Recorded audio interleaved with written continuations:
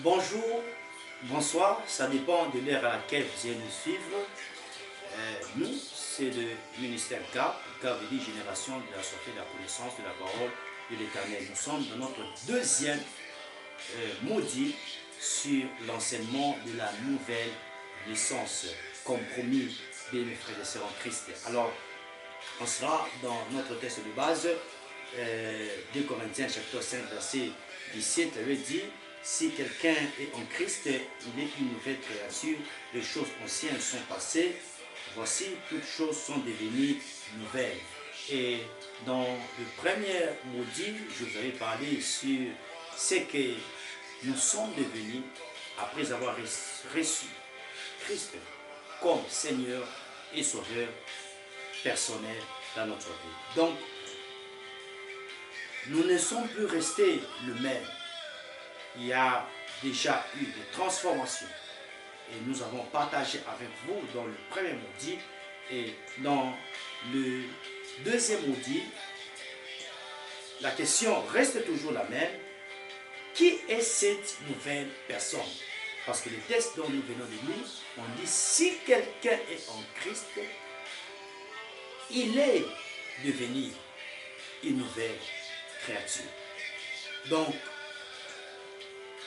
la nouvelle naissance là, qui est cette nouvelle personne? Et c'est ce que nous voulons encore approfondir aujourd'hui pour comprendre ce que nous sommes devenus après avoir reçu Jésus-Christ comme Seigneur et Sauveur. Premier point que nous devons retenir, c'est qu'elle est co-héritier avec Christ. Romains chapitre 8, verset 17. Romains chapitre 8, le verset 17, nous lisons la parole du Seigneur. Or, si nous sommes enfants de Dieu, nous sommes aussi co-héritiers. Nous sommes aussi co-héritiers. Héritiers de Dieu. Héritiers de Dieu. Et co-héritiers de Christ. Et co-héritiers de Christ. Si toutefois nous souffrons avec lui, afin d'être glorifiés avec lui. Très bien, ça c'est formidable. Bien mes frères et sœurs, nous ne sommes plus restés le même. Non. Cette personne-là, cette nouvelle personne-là, elle a déjà changé de statut. Elle a déjà changé d'identité. Elle est maintenant co-héritier avec Christ. Ça c'est formidable. Donc le même avantage ou le même avantage que Christ obtient, c'est le même avantage que nous aussi, qui l'avons reçu comme Seigneur et Sauveur, nous recevons. Ça, c'est formidable.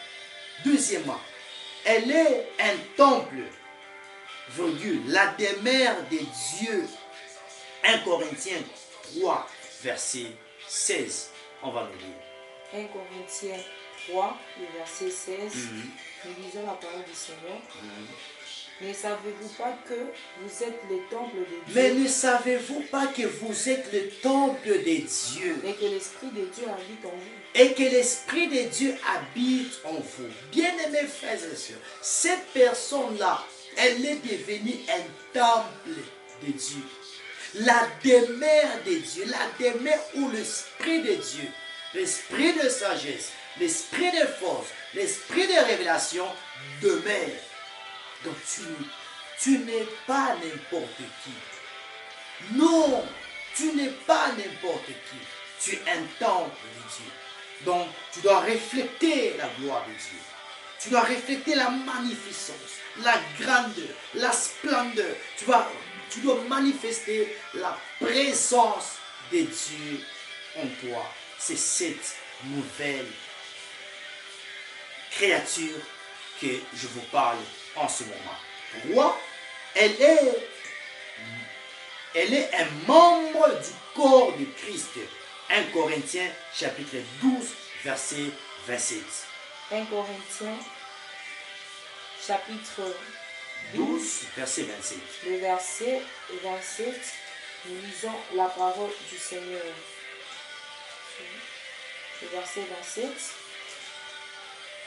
Vous êtes le corps de Christ. Vous êtes le corps de Christ. Et vous êtes de membres chacun pour sa part. Et vous êtes de membres chacun pour sa part. Pour sa part. Donc nous sommes devenus le membre du corps de Christ.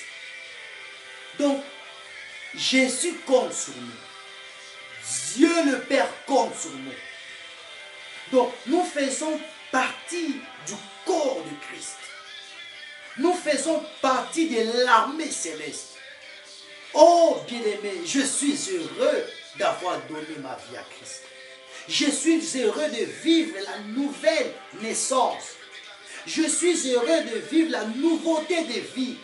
Parce que je suis un membre du corps de Christ.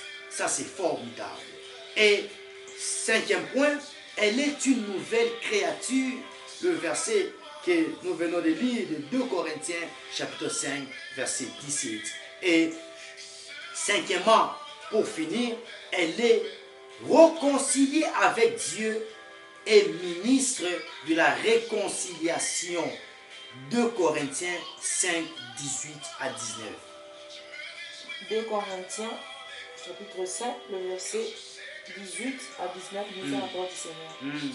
Et tout cela vient de Dieu, qui nous a réconciliés avec lui par Christ. Et tout cela vient de Dieu qui nous a réconciliés avec lui par Christ. Avec lui pour Christ. Et nous a donné les ministères de la réconciliation. Bien-aimés frères et sœurs, le pont était brisé qui constituait la relation entre nous et Dieu. Et ce pont-là a été brisé à cause de nos péchés. Mais à cause de Christ, ce pont a été rétabli. Il y a eu réconciliation. Christ a apporté en nous la réconciliation. Et aujourd'hui, on peut arriver au Père. On peut parler au Père. Le Père peut nous entendre. Il peut nous écouter. Il peut nous exaucer. Donc la nouvelle naissance nous permet d'entrer dans la relation avec Dieu, d'être en communion avec Dieu, de parler au Père, de dialoguer avec le Père et de vivre le ministère de la réconciliation. De la même façon que Christ nous a réconciliés avec le Père, de la même façon que nous aussi, on va réconcilier les autres bien-aimés qui sont dans des relations brisées, qui traversent des moments compliqués. Donc, c'est ces 5 points qui constituent le deuxième module de notre enseignement, la nouvelle naissance. Donc, premier point à retenir, nous sommes co-héritiers avec Dieu. Deuxième point, nous sommes un temple et la demeure de Dieu. Troisième point, nous sommes un membre du corps de Christ.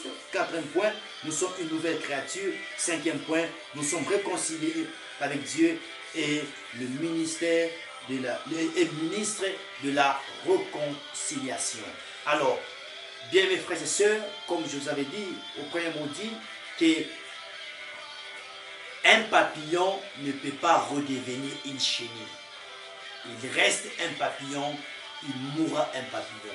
Nous aussi, on ne peut pas redevenir à notre ancienne vie. Nous vivons la nouveauté de vie jusqu'à ce que Christ revienne. Que Dieu vous bénisse.